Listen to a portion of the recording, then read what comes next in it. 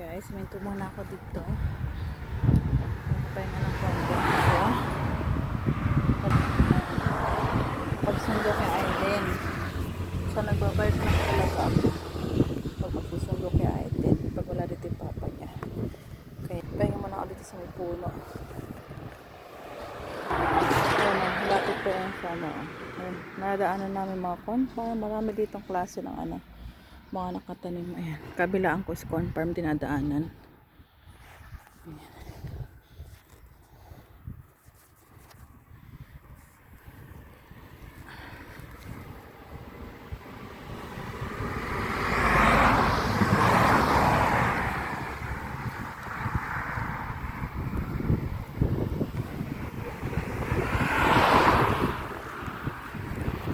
Bisikleta lang ako pagka susundo kay Aiden.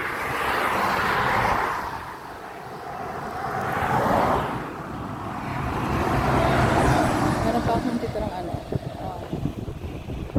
actually na ako ng drive 10 minutes na bago ako nag-video.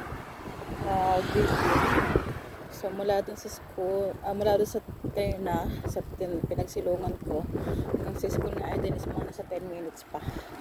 Daing plan mo, nalalaglag lang. Ayan, kaya nagbabike ako. Ayan, mamaya yan ako. Malapit na ako sa school. Ayun mga daan dito. Safe naman magbike kasi may bicycle lane dito. Ayan yung daan, sakyan. So, yun.